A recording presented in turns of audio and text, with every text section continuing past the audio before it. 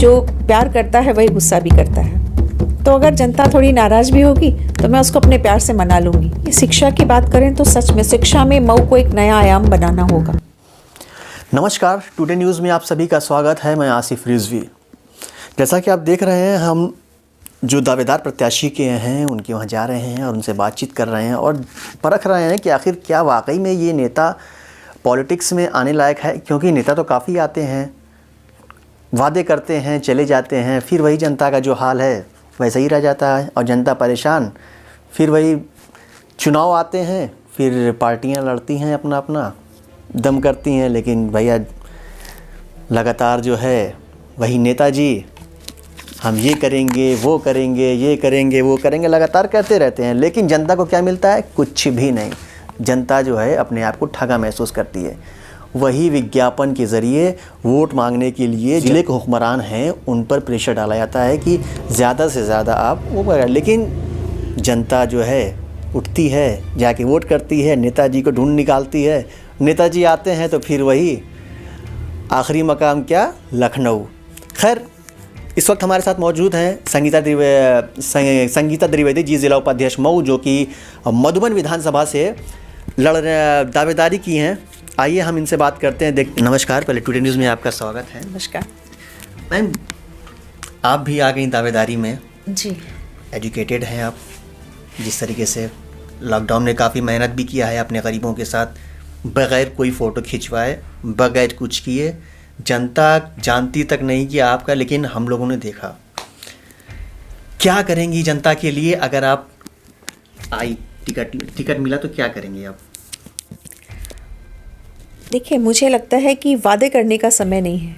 अगर शीर्ष नेतृत्व मुझे ऐसा समझता है, मानता है कि सच में मुझे टिकट मिलेगा ही, मुझे ही मिलेगा, मैं ही वो वहाँ की प्राणी हूँ जिसे मिलना चाहिए, और जो विकास की धारा जो बहनी चाहिए, या जो हम भारत को सर्वोत्तम शिखर पे ले जाने की बात कर रहे हैं, तो मुझे कुछ आपसे वादा करने की या जनता से वादा करने की ज़रूरत नहीं है।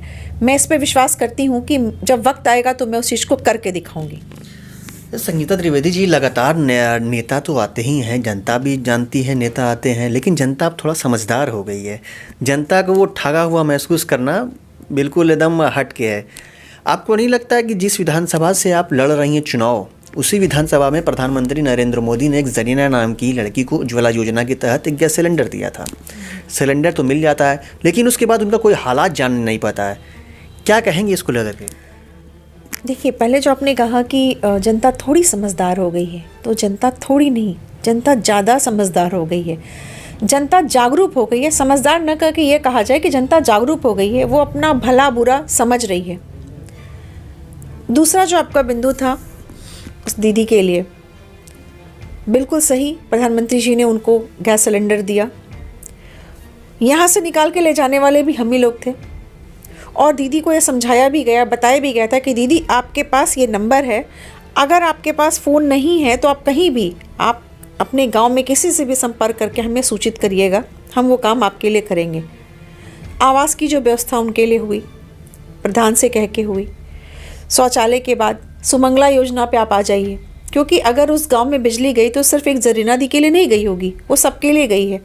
सड़कें बन रही हैं, सड़कों का भी बहुत बड़ा रोल है। मान लीजिए भी तबीयत खराब हो जाए और घर में गाड़ी है, गांव में किसी के पास तो गाड़ी होगी, और आज भी मानवता जीवित है। अगर उनको ज़रूरत पड़ेगी तो कोई ना कोई व्यक्ति ज़रूर ले जाएगा, क्योंकि मैं मानती हूँ कि भारत ही एकमात्र ऐसा देश है, मैं सिर्फ मधुबन की बात नहीं कर रही, मैं पूरे भारत की बात कर रही हूँ, जहाँ पे हम हर बगल वाले व्यक्ति को अपने परिवार का व्यक्ति मानते हैं और उनके साथ अच्छा व्यवहार करते हैं।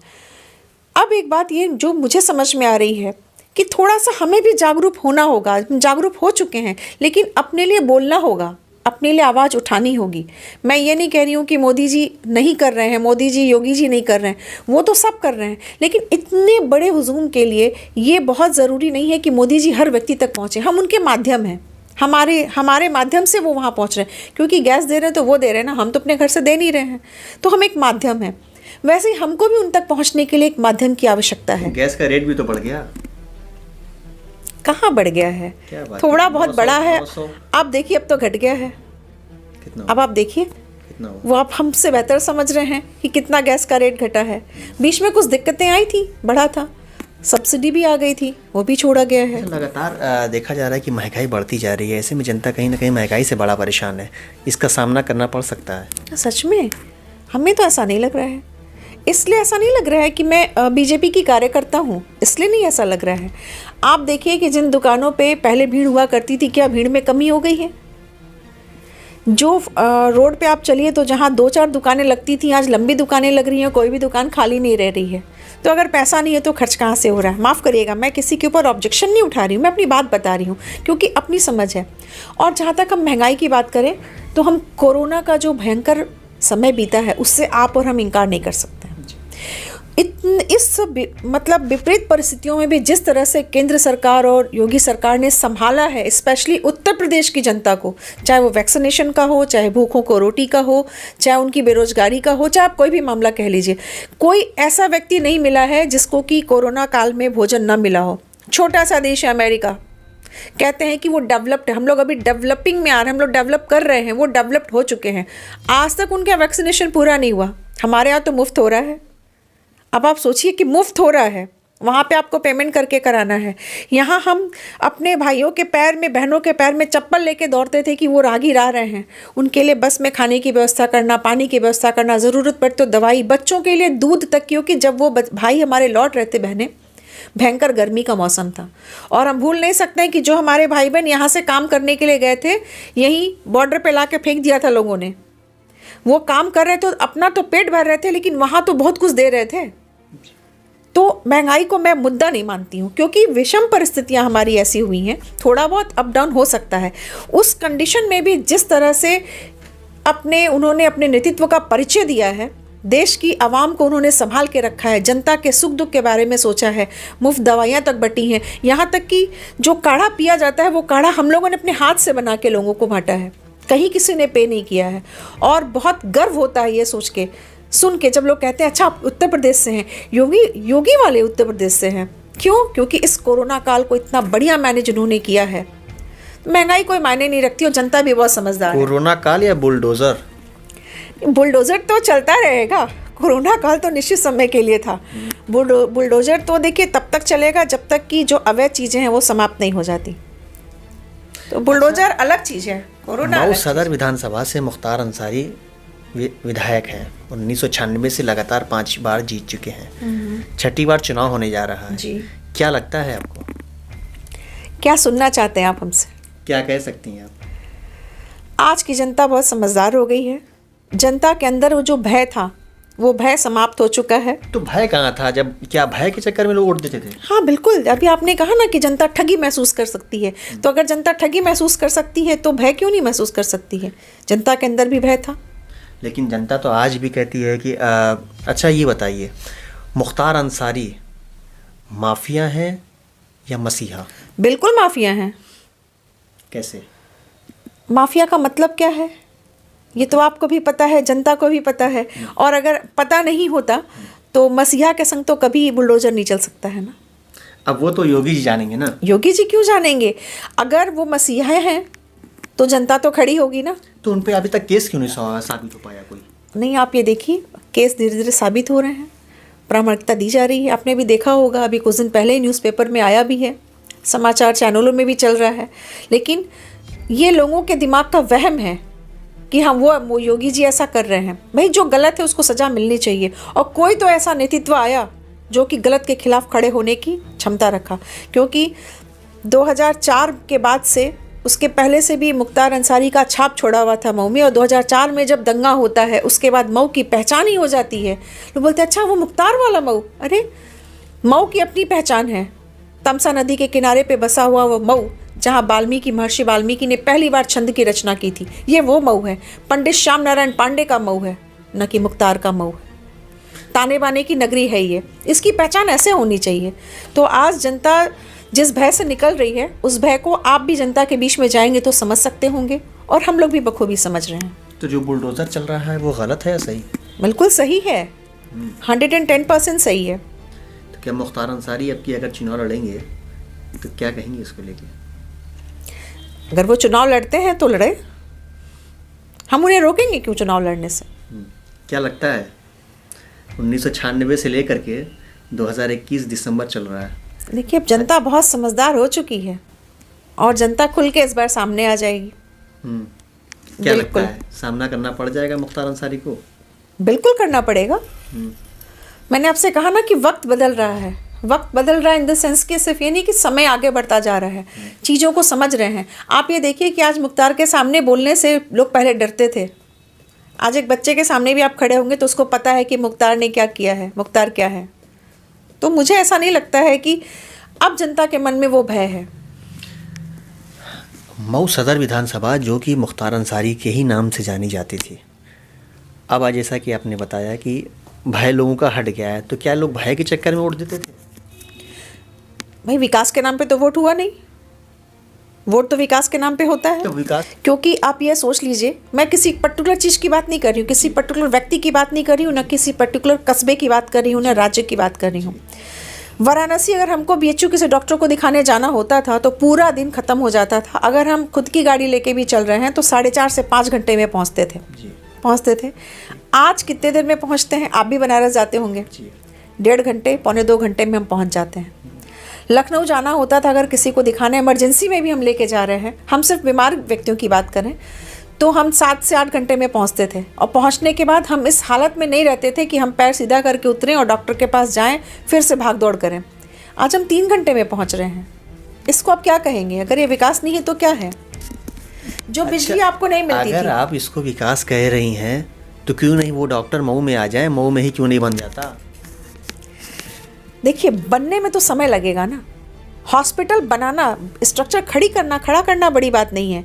उसके लिए आपके आसपास में आप देख ही रहे हैं, आजमगढ़ में आया है, मऊ में भी प्रस्तावित हो गया है। लेकिन अगर मैं आज बीमार हूँ तो अभी तो मैं मऊ का इंतज़ार नहीं करूँगी ना कि मऊ में एम्स बनेगा तब मैं दिखाऊंगी। मैं अगर बीमार हूँ तो मुझे तुरंत जाना है, बनारस जाऊँ या फिर मैं लखनऊ जाऊँ। तो अगर वो रोड ख़राब रहता तो शायद हम नहीं जा पाते। डिस्ट्रिक्ट हॉस्पिटल भी बना हुआ है, लगातार डॉक्टर भी रहते हैं इसमें। क्या कमियां डॉक्टर में ऐसे, डिस्ट्रिक्ट हॉस्पिटल में ऐसा क्या रहता है कि लोग जाना पसंद नहीं करते हैं? देखिए लोगों के दिमाग में जो अवधारणा बन चुकी है ना कि सरकारी हॉस्पिटल में इलाज अच्छे से नहीं होते हैं। क्योंकि बहुत से लोग हमारे पास भी आते हैं किसी प्राइवेट में दिखा दीजिए, और उनको हम लेके जाते हैं, दिखाते हैं कि आप महिला हॉस्पिटल देखो यहाँ का। तो लोग पूछते हैं अच्छा ऐसा बन गया है, इतना अच्छा है। तो लोगों को जनवाना हमारी जिम्मेदारी है और हमारी नहीं, आप पत्रकार भाइयों की भी जिम्मेदारी है। आप भी चीज़ों को बताइए कि क्या हो रहा है। हम देखते हैं महिला आती हैं, परेशान हालात में आती हैं, खैर कोई डॉक्टर नहीं मिलता है, कभी देखते हैं शायद सही से ट्रीटमेंट नहीं लिखता है, भाई दवा लिख दिया चल दिए। ऐसे में काफ़ी जो है नेताओं को भी इसका गुस्सों, जनता के गुस्सों का सामना करना पड़ रहा है। आपको नहीं लगता कि कहीं ना कहीं जो कमियां हैं वो निकल के आ रही हैं? नहीं बिल्कुल। देखिए कभी कभी ऐसा होता है कि हमारे पेशेंट जाते हैं वहाँ पे तो डॉक्टर्स नहीं मिलते हैं। और उसी के अभी कुछ दिन पहले ही हम लोग जिला हॉस्पिटल में गए थे, ऐसी कुछ केसेस आई थी, पता चला था। और सीएमओ सर ने तुरंत इसको संज्ञान में लिया। सीएमओ से हुआ तो पहले उन्होंने कहा ऐसा नहीं, हमने कहा रजिस्टर मंगाइए एब्सेंट है कि नहीं, क्योंकि हमारा जो पेशेंट है वो झूठ नहीं बोलेगा। और उन्होंने संज्ञान में लिया। डीएम साहब से बात हुई, डीएम साहब ने तुरंत अपना आदमी भेजा चेक करने के लिए, और चेक किया तो पाया गया कि अनुपस्थित थे। तो ऐसे लोगों के लिए तो कार्रवाई होगी। अच्छा, शिक्षा का देखा जाए, शिक्षा को लेकर के मऊ बहुत पिछड़ा हुआ है। शिक्षा को लेकर के, अच्छा मऊ में योगी सरकार का काम क्यों नहीं दिखता है? शिक्षा को लेकर के, रोज़गार को लेकर के काफ़ी मऊ पिछड़ा हुआ नज़र आ रहा है। लोग काफ़ी परेशान हैं। मऊ के लोग कहाँ कहाँ चले जाते हैं। शायद यही वजह है कि मऊ के लोग ज़्यादातर एजुकेटेड जो निकल के जो होना चाहिए एजुकेटेड, वो कोई ना कोई जो है गरीबी की वजह से वो अपने वहाँ रह करके वो नहीं मिल पाता है शिक्षा। देखिए शिक्षा की बात करें तो सच में शिक्षा में मऊ को एक नया आयाम बनाना होगा। अभी तक आपने कहा ना कि मऊ सदर से विधायक रहे हैं, तो मेरा भी ये सवाल है क्या किया है आपने? और भी आपने पूछा कि योगी सरकार ने क्या किया, है ना। लेकिन आप ये सोचो कि योगी सरकार यहाँ पे, यहाँ के जो विधायक हैं वहाँ के सदन में तो वो हमारी बात रखेंगे ना। भाई योगी सरकार को बताना होगा ना कि आपने मऊ, मतलब हमारे मऊ सदर के लिए आपको ये करना है। तो हमारा तो कोई प्रतिनिधित्व करने वाला ही नहीं है वहाँ पे, तो मऊ सदर का विकास होगा कैसे? अच्छा, सुजीत सिंह हैं जो पूर्व ब्लॉक प्रमुख हैं समाजवादी पार्टी से, घोसी विधानसभा के, उनका कहना है कि योगी आदित्यनाथ जी माफिया हैं। क्या कहेंगे इसको लेकर? लग रहा है ना उनकी जुबान फिसल गई, कहना कुछ और चाह रहे थे, कह कुछ और दिए। क्योंकि माफिया कौन है ये सबको पता है।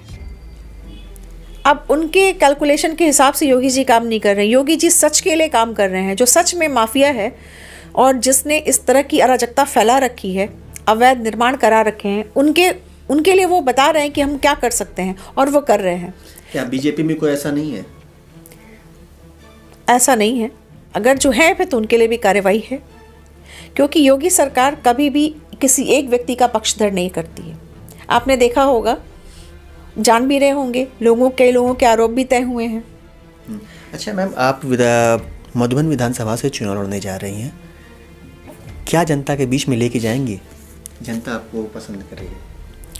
देखिए, ऐसा नहीं कि हम जनता के बीच में अभी लेके जाएंगे। जनता मेरे लिए नहीं है या मैं जनता के लिए नहीं हूँ, क्योंकि भारतीय जनता पार्टी का कार्यकर्ता 365 दिन काम करता है। ऐसा नहीं कि चुनाव आएगा तभी हमको काम करना है।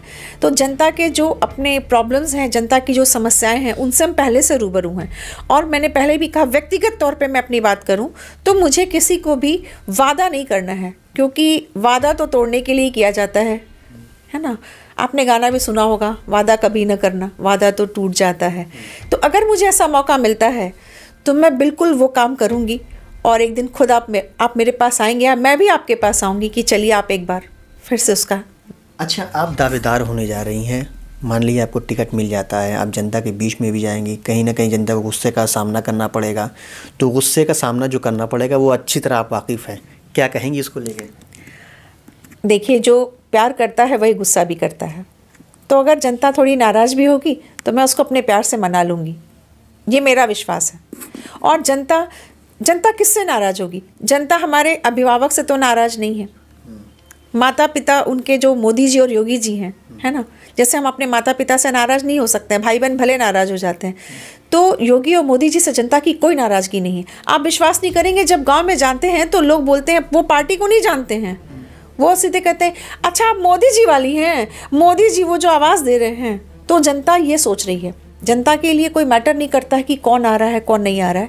जनता मोदी जी और योगी जी पे बहुत विश्वास कर रही है, और बहुत स्पेशली महिलाओं की बात करें तो, क्योंकि महिलाओं की जो छोटी छोटी समस्याएं हैं, चाहे वो शौचालय है, चाहे वो उज्ज्वला है या बिजली है, इन समस्याओं को महिलाओं ने फेस किया है। जब बारिश में पानी बरसता था और छत भी टपकती थी, एक समय था जब छत भी टपकती थी और रोशनी नहीं हुआ करती थी, तो वो कच्चे आटे को घोल के अपने पति को, अपने बच्चे को पिलाती थी। आज समय बदल गया है उनके लिए। आप महिला की बात कर रही हैं, प्रियंका गांधी भी तो महिला की बात करती हूँ, लड़की हूँ लड़ सकती हूँ। देखिए, मेरा ये मानना है कि लड़की हूँ लड़ सकती हूँ, ये लाइन गलत है। क्योंकि हमें अपने भारतवर्ष के अतीत पे, अपने इतिहास पे बहुत गर्व है। मैं भारतवर्ष की वो लड़की हूँ जहाँ गार्गी और मैत्री खुले में शास्त्रार्थ किया करती थी। लक्ष्मीबाई वहाँ की बेटी थी। जब दशरथ जी से युद्ध हो रहा था इंद्र से, रथ का पहिया टूट जाता है तो कैकेयी ने अपना हाथ डाल दिया था। वो वीरांगनाओं का देश है। जहाँ ज़रूरत पड़ेगी वहाँ लड़ना पड़ेगा। जैसे हमको अंग्रेज़ों से लड़ना पड़ा तो रानी लक्ष्मीबाई लड़ी थी, वो हमें बताने की ज़रूरत नहीं है, वो तो हमारे खून में है। हम सती सावित्री वाले देश से आते हैं, तो शायद लोगों को अपने इतिहास के बारे में पता नहीं है। हमारे यहाँ कहा भी गया है कि यत्र नार्यस्य पूज्यन्ते तत्र रमन्ते देवता। हमको देवी की श्रेणी में रखा गया है, और देवी सिर्फ दिखावे के लिए नहीं। आप अपने धर्म को भी उठा के देखिए, शास्त्र को देखिए, वेद कहीं भी देखिए। सरस्वती जी की पूजा आपको करनी है विद्या पाने के लिए, लक्ष्मी जी की पूजा हम करते हैं धन की प्राप्ति के लिए, शक्ति की आराधना हम करते हैं शक्ति पाने के लिए। ऐसे देशों में इस तरह की बात का कहना, जहाँ ज़रूरत होगी वहाँ तो लड़ाई लड़ी जाएगी, लेकिन अब समय हमारे लिए क्रिएट करने का है। हमको मौका, हमारी लड़ाई लड़ने के लिए तो मोदी योगी जी बैठे हुए हैं। इतना अधिकार दिया हमको, अपने परिवार में प्रतिनिधित्व करने का अधिकार दिया। राशन कार्ड आपको पता होगा कि जो बन रहा है तो महिला उसमें मुख्य रह रही हैं। इतना लड़कियों को बल मिल रहा है। मिशन शक्ति जैसी योजनाएं चल रही हैं कि कहीं भी पुलिस पहुंचती है और जो लोग परेशान करते हैं उनसे फीडबैक भी लिया जाता है। ऐसा नहीं कि मतलब एक बार पहुंच गई बात हो गई, नहीं, हमारे पास ऐसे लगातार केसेस आते रहते हैं, उनसे फीडबैक लिया जाता है कि अब तो कोई दिक्कत नहीं है। तो बदलाव हो रहा है और बदलाव होता रहेगा। समाजवादी पार्टी तो कहती है कि ये हमारे कार्यों का सिर्फ उद्घाटन कर रहे हैं योगी जी। उन्हें भी तो कुछ कहने के लिए चाहिए। उनके कार्यों का उद्घाटन नहीं कर रहे हैं, उन्होंने तो वो चीज़ सोचा ही नहीं आपको याद होगा कि जब महिलाओं की स्थिति क्या हो, डर की क्या स्थिति हुआ करती थी, और आप कैसे बात कर सकते हैं जिस मंच से खड़े होके स्वयं वहाँ के जो मुखिया हैं उनके घर की महिलाएं कहती हैं कि मैं भैया को बता दूंगी, भैया से बोल दूंगी। आज हमारे यहाँ महिलाएं खुद अपना नेतृत्व कर सकती हैं और हिम्मत नहीं है किसी की कोई कुछ बोल दे। अंतर यहीं से है, क्योंकि मैं सक्षम हूँ तो मैं भैया को बुलाने, और उसी मंच पे, यानी जब आप सुरक्षित नहीं हैं तो आपके राज्य में और महिलाएं क्या सुरक्षित होंगी? आप अपने लोगों से सुरक्षित नहीं हैं। अच्छा, आप विधानसभा में, मधुबन विधानसभा से आप दावेदार हैं, क्या कहेंगी जनता के बीच में, क्या जनता के लेके जाएंगे कि जनता आपको क्यों वोट दे? जनता हमें क्यों वोट देगी ये जनता को पता है। जनता के दिमाग में भी बहुत सारे सवाल होंगे, और जनता के बीच में मैं नई तो नहीं हूँ कि मुझे उसे बताना पड़ेगा कि मुझे वोट करो। जनता के साथ मैं 365 दिन जुड़ी हुई हूँ, उनके सुख दुख से जुड़ी हूँ, उनके खुशियों से, उनके दुख से, उनके हर एक समस्या को मैं जान रही हूँ, उसको दूर करने का प्रयास करती हूँ। उनसे वादा नहीं करती हूँ कि मैं कर ही दूंगी, क्योंकि सारी चीज़ें हम कर पाएँ पॉसिबल नहीं है। तो अगर मैं नहीं होती तो शायद जनता के लिए मैं कुछ लेके जाती, कुछ उनके लिए मिठाई लेके जाती, कुछ उनके लिए ऐसे लुभावने वादे लेके जाती, लेकिन मुझे नहीं लगता है कि मुझे जनता के बीच में जाने के लिए कुछ ले जाने की ज़रूरत है। उनसे मैं अच्छे से रूबरू हूँ और जनता भी रूबरू है। आगे जनता की इच्छा। धन्यवाद देती हमारे साथ संगीता द्विवेदी जी। लगातार जो है सवालों के जवाब, विपक्ष पे लगातार इन्होंने हमलावर भी रहीं। अब देखना ये होगा कि अगर इनको टिकट मिलता है, क्या ये अपनी बातों पे खरी उतरती हैं या फिर वही जैसे सब नेता आते हैं वैसे ये भी। खैर, हमको दीजिए इजाज़त। नमस्कार।